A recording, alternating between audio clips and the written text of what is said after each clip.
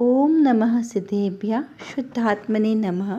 नमो जुणाणम। सभी को सादर शुद्धात्म वंदन। आज श्रावण कृष्ण अद्वितीया का यह शुभ मंगल पावन दिवस है और प्रतिदिन प्रसारित होने वाले संदेश में से आज जो संदेश हमें प्राप्त हुआ है वह अपनी आत्म प्रभुता को बताने वाला है कि मेरा आत्मा कैसा है, परिपूर्ण है, अगाध है, स्वाभाविक शक्तियों से भरा हुआ है।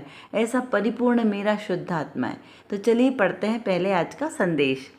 यहाँ पर लिखा है कि हे जीव, तू अगाध अनंत स्वाभाविक शक्तियों से भरा हुआ एक अखंड पदार्थ है। उसकी श्रद्धा कर और आगे बढ़। अनंत तीर्थंकर आदि इसी मार्ग से मुक्ति को प्राप्त हुए हैं। इस प्रकार के उद्गार आज यहाँ पर हमें संदेश के रूप में प्राप्त हुए हैं। देखिए, आचार्य देव कितनी करुणा करके हमें लिख रहे हैं कि हे जीव, क्या संबोधन किया हमें? हे जीव, हमारा कोई नाम नहीं लिया, किसी पर्टिकुलर व्यक्ति विशेष को यहाँ पर ये बात नहीं कही। क्या कहा? प्राणी मात्र के लिए ये बात कही है।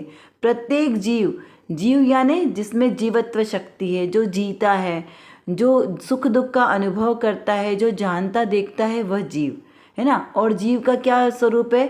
जिसमें अनंत शक्तियाँ, ज्ञानादिक गुणों का, प्रसिद्ध ज्ञानादिक गुणों का जो धारी है, जिसका जो अनादि अनंत है और जिसका कोई नवीन संयोग नहीं हुआ, अनादि अनंत काल तक रहने वाला ऐसा सुख स्वरूपी एक अद्भुत टंकोत्कीर्ण जो आत्मा है, वह जीव है।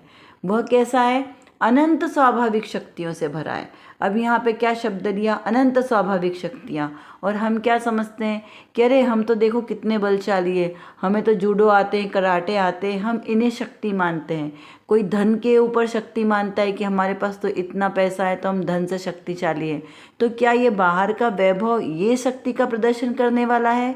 नहीं, ये तो जड़ वैभव है, ये जड़ की शक्तियाँ हैं। बाहर में शारीरिक शक्ति को यदि हमने शक्ति माना तो ये तो शरीर की शक्ति है, और वो भी हमारे पास तो हीन सहनन वाली शक्ति है।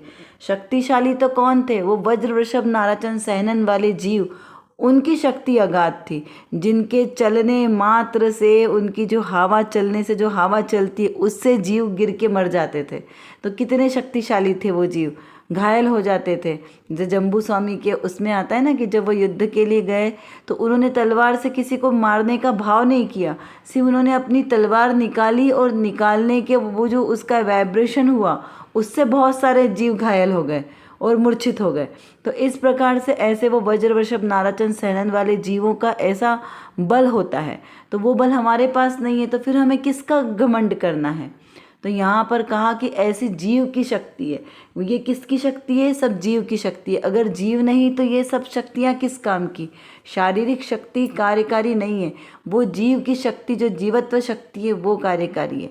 यदि जीव जो जीता है सदा जीवेगा, और जो जी रहा है ऐसा वो जो जीव स्वरूप आत्मा है, वो अनादि अनंत काल तक एक जैसा रहने वाला है। और कैसा है? सुख से भरपूर है। जिसने अपनी ऐसी आत्मिक शक्ति को पहचाना वही सिद्ध बने। जिन्होंने अपनी शक्ति को नहीं पहचाना वो अभी भी संसार में है। तो हमें क्या करना है? हमें भी अपनी उन शक्तियों को पहचान करनी है। यदि सिद्ध बनना है, यदि शाश्वत सुख को प्राप्त करना है, तो हमें अपनी शक्तियों को पहचानना पड़ेगा। जब तक हम अपनी शक्तियों को नहीं जानेंगे, पहचानेंगे, तब तक हमारा सुख का मार्ग प्रारंभ ही नहीं होगा।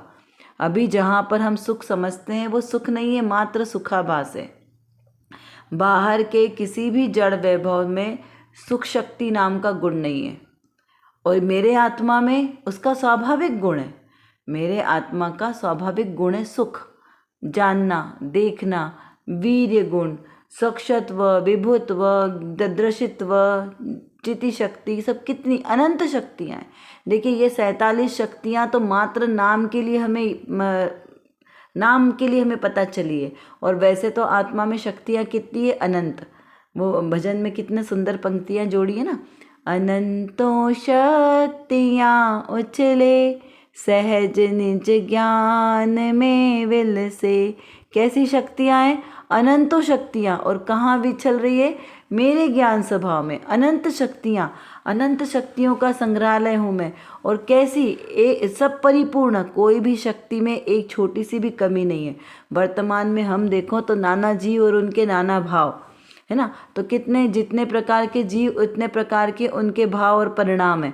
कोई भी एक जैसा नहीं है। एक मनुष्य दूसरे मनुष्य के समान एक जैसा नहीं है। चाहे वो ट्विंस हो तो भी हमें दिखने में ऐसा लगते हैं कि दोनों एक जैसे दिख रहे हैं, ये हमेशा आभास होता है, लेकिन वो क्या एक जैसे हैं? नहीं, बहुत सारा उनमें डिफरेंस होता है। तो यहाँ पर तो कहा कि कोई भी व्यक्ति एक दूसरे के जैसा नहीं होता, लेकिन मेरे आत्मा की शक्तियाँ सदा काल एक जैसी है, अपरिणामी शक्तियाँ। मेरे जीव द्रव्य का स्वभाव भी कैसा है? अपरिणामी स्वभाव है। ऐसा नहीं कि मेरे जीव में ऐसे ज़्यादा अनंत गुण है और मेरी शक्तियाँ ज़्यादा पावरफुल है, और वो जो निगोदिया वाला जीव है उसके जो जीव द्रव्य में जो शक्तियाँ हैं वो हीन जाति की आ गई है, क्योंकि ज्ञान तो उसका हीन है ना। अभी हमारा ज्ञान तो क्षयोपशम ज्ञान है मनुष्य जाति में, केवल ज्ञानी का ज्ञान परिपूर्ण ज्ञान है, केवल ज्ञान। और वो जो निगोदिया जीव है उसके पास मतिश्रुत ज्ञान है, तो उसके पास अक्षर के अनंतवें भाग का ज्ञान है, और हमारे पास भी मतिश्रुत ज्ञान है, लेकिन हमारा क्षयोपशम वाला ज्ञान है। तो अक्षर के अनंतवें वाला भाग वाला ज्ञान नहीं है। यहाँ पे सभी जो जीव है मनुष्य जाति के, इनका सबका अलग अलग है, क्योंकि सबका अपने क्षयोपशम के अनुसार ज्ञान हुआ। यहाँ हमने बात किसी करी निगोदिया जीव, जिसके पास सबसे कम ज्ञान, हीन ज्ञान, और परिपूर्ण ज्ञान किसका? केवल ज्ञानी का। और उसके बीच के जितने भी भेद आएंगे उसमें फिर यहाँ बाकी जीवों के लगा लेना कि सबका अपनी अपनी पर्याय के अनुसार उनका ज्ञान का क्षयोपशम रहेगा। तो यहाँ पर कि लेकिन आत्मा की शक्ति, ज्ञान में तो हीनाधिकपना हो सकता है, लेकिन आत्मा की शक्ति बराबर है। तो वहाँ जो हमने निगोदिया जीव का अक्षर का अनंतवा भाग जाना ना ज्ञान का, तो वो ज्ञान में उसकी हीनपना नहीं है। क्या समझना है कि वो निगोदिया जीव है जिसके पास अक्षर के अनंतवे भाग ज्ञान का उघाड़ है। यहाँ क्या लगाना? उघाड़, क्योंकि अभी उसका ज्ञान का उघाड़ नहीं हुआ ना, तो उसका इतना कम ज्ञान का उघाड़ हुआ, और धीरे धीरे सबका अलग अलग बढ़ा, लेकिन शक्ति रूप से उसके अंदर भी उतना ही ज्ञान है जितना केवल ज्ञानी के पास ज्ञान है। क्या कहा? बात बहुत सूक्ष्म है और बहुत सूक्ष्मता से समझने की बात है, क्योंकि सबको ये बात जल्दी से डाइजेस्ट नहीं होगी। क्यों? क्योंकि लोग क्या समझते हैं कि काल्पनिक बात है, लेकिन ये काल्पनिक नहीं है। जो सर्वज्ञ देव ने की वाणी में आया वो कभी मिथ्या नहीं होता। तो यहाँ पे शक्ति अपेक्षा से प्राणी मात्र में, जीव मात्र में, सब में समान गुण है। जो निगोद में सो ही मुझ में, सो ही मोक्ष मझार। क्या कहा? निगोद अवस्था में जीव में जितना ज्ञान दर्शन आदि अनंत शक्तियाँ, अनंत गुण हैं जितने, उतने ही मुझ में है, और उतने ही सिद्ध भगवान में है। यानी जीव द्रव्य की अपेक्षा से सब समान है। हम भी सिद्ध समान शुद्ध हैं। किससे? द्रव्य दृष्टि से। तो हमें क्या समझना है? द्रव्य दृष्टि से मैं सिद्ध समान शुद्ध हूँ। तो जब हम ऐसा अपने आत्मा में अनुभव करेंगे तो हीनता नहीं आएगी। ऐसा नहीं लगेगा कि अरे ये तो सिद्ध हो गए, अनंत हो गए, हम तो अभी संसार में हैं, पंचम काल में हैं, कितनी हमारे पास ज्ञान का क्षयोपशम भी नहीं है, तो हम अपना कल्याण कैसे कर सकते हैं? तो यहाँ पर ऐसी हीनता नहीं लाना, प्रभुता लाना है। कैसी प्रभुता लाना है? कि मैं भी सिद्ध के समान शुद्ध हूँ, अनंत शक्तियों से भरा हूँ, मेरे पास किस चीज़ की कमी? यदि वर्तमान में हमें किसी चीज़ की कमी लगती है या प्रतिकूलताएं लगती है, तो वहाँ पर हमें ऐसे भेद ज्ञान करके समाधान करना है, क्योंकि सम्यक दृष्टि जीव प्रति समय भेद ज्ञान करते हैं, प्रति समय समाधान करते हैं। जो निरंतर प्रति समय भेद ज्ञान करेंगे तभी जाके जो कहते हैं ना, वो उनको अनुभव की उनकी प्रोसेस आगे बढ़ेगी, परिणामों में विशुद्धता बढ़ेगी। यहाँ पर सम्यक दृष्टि जीव को निर्णय एक बार होता है, श्रद्धान होता है, पक्का श्रद्धान, कि मैं कौन हूँ? मैं जीव द्रव्य हूँ। तो इसको कहा सम्यक दर्शन। और हमने ज्ञान किया कि मैं जीव द्रव्य हूँ, हाँ, तो ये ज्ञान हुआ सम्यक ज्ञान। और सम्यक चारित्र, अपने आप को जीव द्रव्य अनुभव करना, परिपूर्ण अनुभव करना, द्रव्य दृष्टि से स्वयं को जीव द्रव्य अनुभव करें तो हमारा कल्याण होगा। इस प्रकार से हमने आज के इस संदेश को समझना है। चलिए अब देखते हैं रत्नकणिका में कौन सी विशेष बात है। यहाँ पर प्रश्न किया है कि पर आश्रित ज्ञान सर्वथा है, तो पर की जानकारी भी है ना। क्या प्रश्न किया? कि पराश्रित ज्ञान सर्वथा है। पराश्रित ज्ञान यानी जो पर के आश्रित से होता है। जैसे जो ज्ञान इंद्रिय और मन के निमित्त से होता है वो कैसा है, वो पराधीन ज्ञान है ना, क्योंकि इंद्रिय और मन के निमित्त से होता है, उसमें इनकी पराधीनता है, निमित्त होना जरूरी है, तो वो तो है ही। तो पर की जानकारी भी है, तो जैसे जो पर की इंद्रियों से जो ज्ञान हुआ तो उसके बारे में जानकारी करना, उनको जानना, तो वो भी तो है होना चाहिए ना। ऐसा प्रश्रोता ने प्रश्न किया, तो उसका समाधान स्वरूप कहा यहाँ पे कि पर का आश्रय लेने वाला ज्ञान वह है, क्योंकि पर की ओर जानने से उसमें राग होता है, एकत्व बुद्धि होती है, इसीलिए वह है। पर के साथ एकत्व बुद्धि करना, राग करना वह है। वस्तुतः ज्ञान कहीं है नहीं है, तथा पर का आश्रय लेने से ज्ञानोपयोग खंड खंड हो जाता है, इसीलिए उसे है कहा है। ज्ञान का स्वभाव स्वपर प्रकाशक है। वीतराग दशा को तब स्व और पर को पर जानने रूप जो सहज ज्ञान होता है वह पर को जानने में नहीं आता। इसे जानूं, इसे नहीं जानूं, इस प्रकार जो दर दर भटकना नहीं पड़ता। एक आत्मा को जाने उसमें सर्वस्व आ जाता है। क्या कहा कि एकमात्र अपनी आत्मा को जानने में सर्वस्व आ जाते हैं। जैसे कहते हैं ना, एक हाथी के पैर में सबके पैर समा जाते हैं, तो वैसे ही बस एक आत्मा को जान लो तो आपने सब कुछ जान लिया। यहाँ सबको अलग अलग खंड खंड जानने की आवश्यकता नहीं है। यहाँ पर क्या कहा कि जो प्रश्न किया श्रोता ने कि पराश्रित ज्ञान है, तो यहाँ पर कहा कि जो पर के आश्रय से ज्ञान हो। देखिए आप लौकिक में भी देखो कि जब हम घर लेते हैं, अगर हमने किराए के मकान में कहीं हम रह रहे हैं तो हम तो किराया भी दे रहे हैं ना, लेकिन अंतर में क्या लगता है कि ये मकान मेरा नहीं है, ये मकान मेरा नहीं है, ऐसा हमें लगता है ना। दुख की वहाँ अनुभूति हो, और जब हमारा घर का मकान हो तो वहाँ पर हमें कैसा लगता है कि ये मेरा मकान है। हम वहाँ पर कैसे अंतर में हमें प्रभुता की फीलिंग होती है। तो ऐसे ही जो पर का आश्रय लेंगे तो पर के आश्रय से सर्वथा दुख होगा। आप चाहे उसे किसी भी चीज़ में लगा लेना, कहीं सारे जितने भी हमारे जीवन की दिनचर्या के जितने भी कार्य होते हैं, चाहे आपको ऑफिस जाना हुआ, कोई आपको मार्केट में कोई सामान खरीदने जाना हुआ, या माता पिता के संरक्षण में जो छोटा बच्चा पलता है वहाँ पर देख लो, जो बच्चे स्कूल में जाते हैं वहाँ पर वो अपनी रूटीन लाइफ को देखें।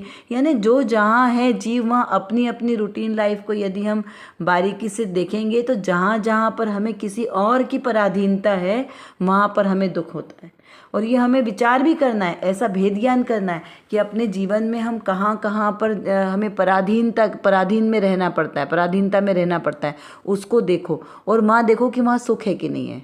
तो स्वाधीनता में सुख है, स्वतंत्रता में सुख है। कोई भी जीव पराधीन नहीं रहना चाहता है, चाहे वो छोटा सा बच्चा हो जो अभी अभी जन्मा हो, बहुत से बहुत वो 1, 2, 3 महीने का होगा तो भी वो पराधीन नहीं रहना चाहता, वो भी स्वाधीन रहना चाहता है। चाहे कोई वृद्ध हो जिसके हाथ पैर नहीं चल रहे तो भी उसको पराधीनता का दुख है। तो इस संसार का दुख है पराधीनता का, तो फिर मेरा ज्ञान पराधीन रहेगा तो वो दुखी नहीं होगा। तो यहाँ पर कहा कि पराधीन ज्ञान तो ज्ञान है ना, क्योंकि ज्ञान किसी से मिक्स नहीं होता। तो ज्ञान शक्ति पराधीन कब होती है, जब हम उनको उसको पर के निमित्त से जानते हैं।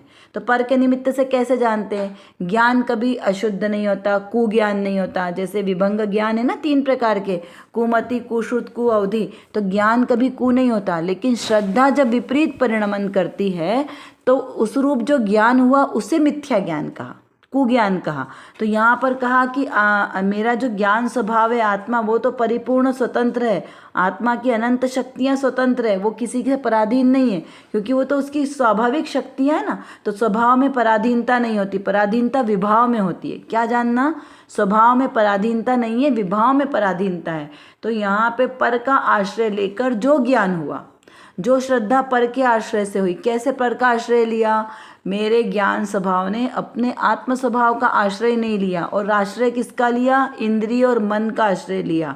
तो इंद्रिय और मन के निमित्त से जो ज्ञान हुआ, मति ज्ञान और श्रुत ज्ञान, तो वो पराधीन ज्ञान हुआ, क्योंकि उसने अवलंबन लिया ना। अब मति इंद्रियां नहीं होगी तो मति श्रुत ज्ञान नहीं होगा, क्योंकि कैसे पढ़ोगे आप शास्त्र, आंखों से देखोगे, आंखों का निमित्त लेना पड़ेगा ना, तो जाके हम श्रुत ज्ञान यानी शास्त्र को देख सकते हैं, पढ़ सकते हैं, लिख सकते हैं, सुन सकते हैं। और अगर इंद्रियां नहीं होगी तो हम नहीं सुन पढ़ सकते हैं। तो ऐसे ही ये पर का आश्रय लेने वाला जो ज्ञान है वो है, वो दुखदाई है, वो आकुलता को बढ़ाने वाला है, क्योंकि वह पर की ओर जानने में आता है और उसमें क्या होता है, राग द्वेष होता है। हमने पर को इंद्रिय और मन के निमित्त से जाना तो हमने वहाँ पर क्या किया, वहाँ पे हम भेद खड़े करते हैं, ये अच्छा है, ये बुरा है, ये हमारे लिए हितकारी है, ये हमारे लिए अहितकारी है। तो इस प्रकार जहाँ पर भेद हुआ वहाँ पर राग द्वेष की उत्पत्ति हुई और राग द्वेष दुख का कारण है, इसलिए उसे हे कहा। वहाँ पर फिर क्या होगा, राग द्वेष में किसी के साथ एकत्व बुद्धि हुई, किसी के साथ उसको हमने भिन्न किया। जैसे हम जैन कुल में, तो हमने क्या कहा कि वीतराग धर्म, जब हमने पढ़ा कि ये शास्त्र अच्छा है, ये इस लेखक ने लिखा है, ये इन आचार्यों ने लिखा है, ये इन आचार्यों ने लिखा है, तो ये अच्छा है, ये बुरा है, ये द्रव्यानियोग का विषय है, ये बहुत अच्छा है, कर्णानियोग हमें समझ में नहीं आता तो कर्णानियोग हमें नहीं पढ़ना है। तो हमने वहाँ क्या किया, राग द्वेष किया। चरणानियोग का पालन नहीं करते बन रहा है तो चरणानियोग नहीं पढ़ना, प्रथमानियोग पढ़ना, मंद बुद्धि है। तो इस प्रकार हमने क्या किया, श्रुत ज्ञान में भी भेद डाल दिया कि क्या पढ़ना क्या नहीं पढ़ना, वहाँ पे भी राग द्वेष की हमारी संतति चली। तो ये दुख का कारण है। हमें इस दुख के कारण को छोड़ना है तो जो पराधीन ज्ञान है उसे छोड़ना पड़ेगा, मतलब आत्मा का आश्रय लेंगे तो वो सहज छूट जाएगा। इस प्रकार यहाँ पे समझना कि ये पराधीन ज्ञान होने के कारण उसे हे कहा। क्या कहा, पर आश्रित ज्ञान पराधीन होने के कारण उसे सर्वथा हे कहा, क्योंकि वो जब जैसा भी उसे लेंगे, जिस भी कंडीशन में लेंगे, वो आकुलता ही उत्पन्न करेगा। चाहे वो, अगर हमने वीतराग वाला हमने शास्त्र पढ़ा, वीतरागता के पोषण वाले अनुयोग पढ़े, तो वहाँ पे भी हमें राग द्वेष की ही उत्पत्ति होगी, इसलिए वहाँ पे उसे हे कहा। फिर पर के साथ एकत्व बुद्धि करना, राग करना, वह हे है। वस्तुतः ज्ञान कहीं है नहीं है। क्या कहा, ज्ञान है नहीं है। यदि हम ज्ञान को हे कर देंगे तो ज्ञान के बिना हमारे पास बचेगा क्या, क्योंकि ज्ञान मेरा आत्मा है, उसमें सर्वांग में ज्ञान ज्ञान ज्ञान ही तो भरा है। अगर ज्ञान नहीं हो तो क्या होगा, कहा है ना, एक ज्ञान धन अमर लोक में, बाकी है नश्वर सभी, तिमिर मिट जाएगा यदि ज्ञान की झांकी न हो। तिमिर हो जाएगा यदि ज्ञान की झांकी ना हो। तिमिर मतलब अंधकार हो जाएगा, यदि ज्ञान नहीं होगा तो सर्वत्र अंधकार हो जाएगा। तो एक ज्ञान धन ही तो मेरे पास ऐसा धन है जिसे कोई चुरा सकता नहीं, कोई लूट सकता नहीं, कोई उसको छिन्न भिन्न कर सकता नहीं। क्यों, क्योंकि वो मेरा स्वाभाविक ज्ञान है। इसलिए तो यहाँ पर ज्ञान को है ही नहीं करना। जो ज्ञान पर आश्रय बुद्धि के साथ जो ग्रहण हो रहा है वो ज्ञान है, वो पराश्रय बुद्धि है। क्या कहा, वो पर आश्रय बुद्धि है। क्यों, क्योंकि वो पर द्रव्यों में राग द्वेष कराती है, एकत्व ममत्व की मिथ्या बुद्धियां करने के कारण वो है। यहाँ तथा पर का आश्रय लेने वाले ज्ञानोपयोग खंड खंड हो जाता है। जो ये पर का आश्रय ले रहे हैं हम इंद्रिय और मन के निमित्त से, पर का आश्रय लेने वाला जो ज्ञानोपयोग है, ज्ञानोपयोग दर्शनोपयोग, उपयोग के दो भेद है ना, ऐसे ज्ञानोपयोग दर्शनोपयोगी कैसे खंड खंड है, भेद रूप है ना। तो भेद रूप होने के कारण ये है। अभेद ज्ञान हमारे लिए कार्यकारी है, हमारे लिए मतलब प्रत्येक प्राणी मात्र के लिए अभेद ज्ञान कार्यकारी है। जिसने अपने अभेद ज्ञान को धारण किया उन्होंने अपना मोक्ष मार्ग प्रशस्त किया। जिस पंथ चले भगवंत वही पंथ आचरिए। तो जिस पथ पर सारे तीर्थंकर भगवंत चले उसी पथ का अनुसरण हम करें तो ही हमें सुख की प्राप्ति होगी। और उन्होंने कौन से पथ को अपनाया, अपने स्वाधीन ज्ञान को उन्होंने प्रकट किया, प्रकट रूप में प्रकट किया। क्योंकि उन्होंने क्या किया, मति ज्ञान और श्रुत ज्ञान की पराधीनता को छोड़कर अपनी आत्म विशुद्धि बढ़ाई, जिससे अवधि ज्ञान प्रकट हुआ, मनपर्य ज्ञान, और फिर उसके बाद में ये चारों ही पराधीन ज्ञान को छोड़कर एकमात्र एक केवल ज्ञान को प्रकट किया। और केवल ज्ञान में ये सारे ज्ञान समाहित है। ऐसा नहीं कि उस समय उनको ये ज्ञान नहीं है, लेकिन इनका लक्ष्य नहीं है, क्योंकि परिपूर्ण ज्ञान उन्हें प्रकट हो गया ना, इसलिए मति श्रुति ज्ञान की वहाँ पे उनके अवलंबन की आवश्यकता ही नहीं पड़ी। जैसे घर में कोई लाइट चली जाए तो प्रकाश करने के लिए हमने क्या जलाया, छोटा सा दीपक जलाया। लेकिन जब हमारे पास अगर लाइट है और हमारे पास बड़ा ट्यूबलाइट हैलोजन लगा है तो हमें उस दीपक की आवश्यकता है क्या, नहीं है ना। वो सहज ही उसका प्रकाश वहाँ पर कुछ कार्य नहीं करता। तो इस प्रकार समझना कि केवल ज्ञान रूपी सूर्य का प्रकाश, जो ज्ञान का प्रकाश है, उसमें बाकी सारे ज्ञान कोई कार्यकारी नहीं है, इसीलिए उनकी वहाँ पर कोई आवश्यकता नहीं है। पराधीन ज्ञान है ना, तो इसलिए उनको हे कहा। ज्ञान का स्वभाव स्वपर प्रकाशक है। कैसा है ज्ञान का स्वभाव, स्वपर प्रकाशक।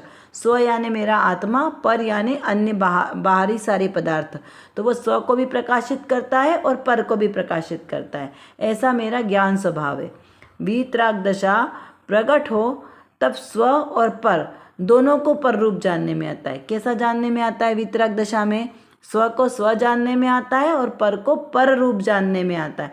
ऐसा सहज ज्ञान होता है।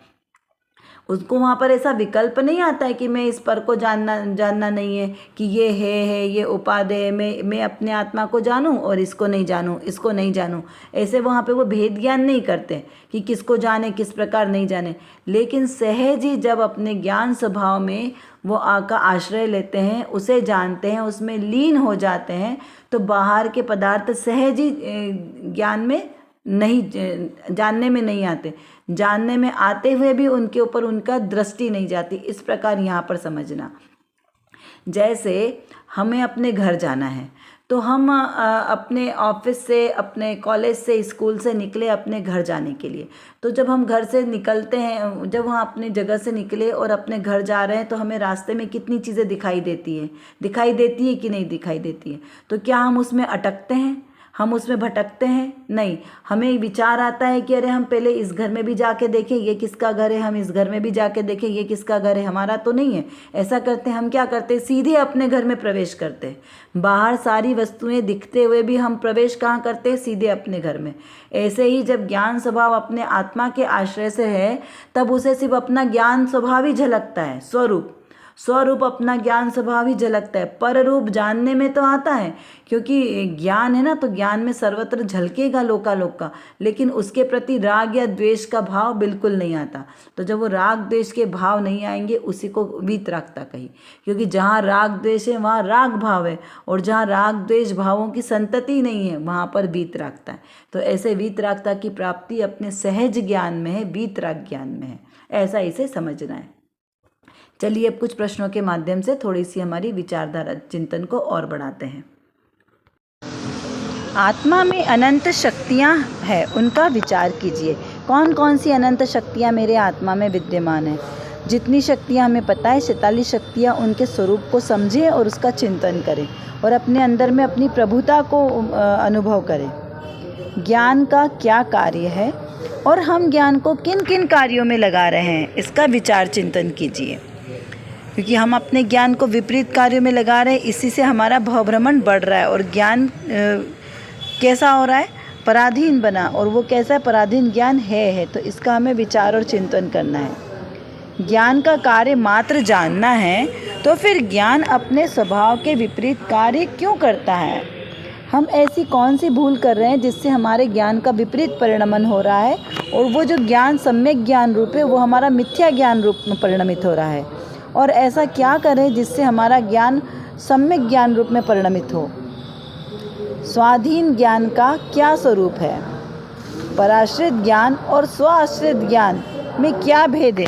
इसका हमें शांत पूर्वक से विचार चिंतन करना चाहिए। बारंबार चिंतन करने से हमारा ज्ञान निर्मल होता है, और जो पराश्रित बुद्धि है उसका भी हमें यहाँ से निराकरण होता है कि कौन से कार्य पर है और कौन से कार्य स्व है।